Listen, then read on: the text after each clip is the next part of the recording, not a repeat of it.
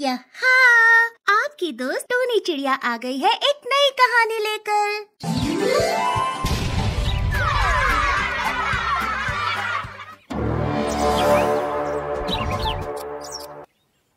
शैतान की आत्मा।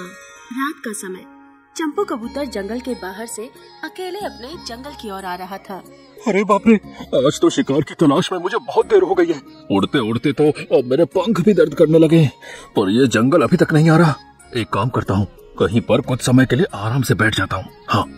चंपू कबूतर वहीं पास में एक विशाल पेड़ के नीचे बैठ जाता है। अब जाकर थोड़ा शरीर को आराम मिला है, वरना उड़ते उड़ते तो मेरा हाल बेहाल हुए जा रहा था। तभी अचानक से उस पेड़ से आवाज आती है। क्या हुआ कबूतर, अपनी थकान दूर करना चाहते हो? ये सुनकर कबूतर अपने आसपास देखने लगता है। अरे ये कौन बोला? अरे अपने आजू बाजू क्या देखते हो? मैं वो हूँ जिसे तुम देख नहीं सकते। अरे पर आप हो कौन और कहाँ से बात कर रहे हो? हाँ, मैं सालों से यहाँ आवाज लगा रहा हूँ और अब तक किसी ने मेरी आवाज नहीं सुनी। तुम वो पहले पक्षी हो जिसे मेरी आवाज सुनाई दे रही है। अरे वो सब तो ठीक है, पर आप सामने क्यों नहीं आते? अरे मैं तो बिल्कुल तुम्हारे सामने ही खड़ा हूँ। ये बात सुनकर चंपू कबूतर की आंखें टाइट हो जाती हैं। क्या कहा? मेरे सामने? अरे पर यहाँ तो कोई नहीं है। देखिए आप जो कोई भी है, मैं आपसे विनती करता हूँ, मेरे साथ ऐसा डर का मजाक न कीजिए। अरे पहले ही चारों ओर सन्नाटा है, हर तरफ अंधेरा है, ऊपर से आप मुझे डरा रहे हैं। अरे आप सामने आइए ना। मैं सामने होकर भी तुम्हें दिखाई नहीं दूंगा, क्योंकि मैं एक शैतानी आत्मा हूँ जो बरसों से यहीं भटक रहा हूँ। क्या बोला? आत्मा? हाँ, और अब तू मुझे बता, मैं तुझे मारूं या जीवित छोड़ दूं? क्या? अरे नहीं, अरे देखिए आप जो कोई भी हो, अरे मुझे मत मारना। अरे मैं तो केवल आराम करने यहाँ आकर बैठ गया था। अरे अगर मुझसे कोई गलती हो गई हो तो मैं विनती करता हूँ, मुझे क्षमा कर दीजिए, लेकिन मुझे मत मारना। ठीक है, जा, तुझे क्षमा किया, अब तुरंत यहाँ से भाग जा, वरना मैं तुझे यहीं मार दूंगा। हाँ। इतना सुनते ही वो चंपू कबूतर हवा की तरह वहाँ से भाग जाता है और अपने जंगल में आकर अपने घोंसले में सो जाता है। देखते ही देखते सवेरा हो जाता है। तभी चंपू कबूतर के पास एक डॉगी आता है। अरे क्या हुआ कबूतर भाई, ये सवेरे सवेरे चेहरे पर 12 क्यों बजे हैं आपके? अरे क्या सपने में कोई भूत देख लिया क्या? अरे क्या बताऊं डॉगी भाई, अरे कल रात को मैंने एक शैतानी आत्मा से बात की। क्या? शैतानी आत्मा से? अरे क्या मजाक कर रहे हो कबूतर भाई? अरे मजाक नहीं, मैं सच कह रहा हूँ डॉगी भाई, मुझे केवल उस आत्मा की आवाज सुनाई दे रही थी, पर मुझे वहाँ कोई दिखाई ही नहीं दिया।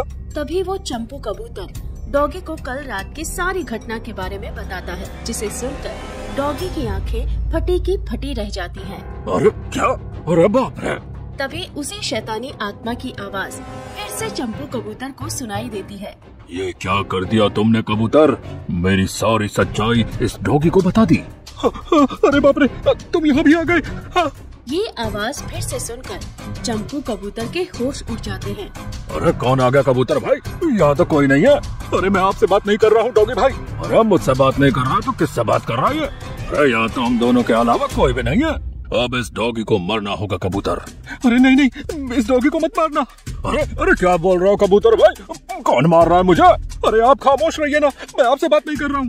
लगता है इस कबूतर का दिमाग का स्क्रू ढीला हो गया है। अरे तभी ऐसे पागलों जैसी हरकत कर रहा है। अगर मैं यहाँ और रुका तो मैं भी पागल हो जाऊंगा। चल भाई यहाँ से। वो डॉगी वहाँ से जाने लगता है। तभी वो शैतानी आत्मा उस चंपू कबूतर के शरीर में घुस जाती है। तभी चंपू कबूतर एक भयानक शैतानी आवाज में उस डॉगी को आवाज लगाता है। डॉगी, कहाँ जा रहा है तू? डॉगी जैसे ही चंपू कबूतर की ओर देखता है, उसके होश उड़ जाते हैं। चंपू कबूतर की आंखें खून की तरह लाल हो चुकी थी। तभी चंपू कबूतर उस डॉगी को पकड़कर वहीं मार देता है और उसे खा जाता है। इतना होते ही वो शैतानी आत्मा उस चंपू कबूतर के शरीर से निकल जाती है। अरे वो डॉगी कहाँ चला गया?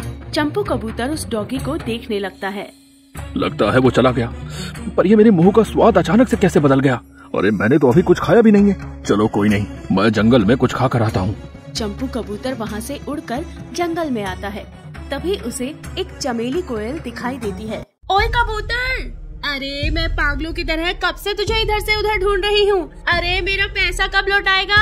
पिछले 1 महीने से तू मुझे बेवकूफ बना रहा है। आज मुझे मेरा पैसा चाहिए। अरे कोयल बहन, इस समय मैं बहुत बड़ी समस्या में फंस चुका हूँ। मैं आपको वचन देता हूँ, मैं बहुत जल्द आपकी पाई चुका दूंगा। मैं वो सब नहीं जानती, मुझे इसी समय मेरा सारा पैसा चाहिए। तभी फिर से चंपू कबूतर को उस शैतानी आत्मा की आवाज सुनाई देती है। कबूतर, ये कोयल तुझे धमकी दे रही है, इसे एक जोरदार चांटा मारो, अभी के अभी।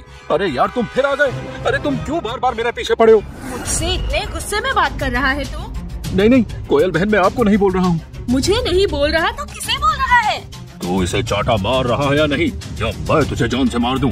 वो शैतानी आत्मा बार बार चंपू कबूतर को एक ही बात की रट लगाए बैठी थी। तभी चंपू कबूतर गुस्से में आकर चमेली कोयल को एक जोरदार चांटा मार देता है। तेरी इतनी हिम्मत कबूतर कि तूने मुझ पर हाथ उठाया? तभी चमेली कोयल चंपू कबूतर को पीटने लगती है।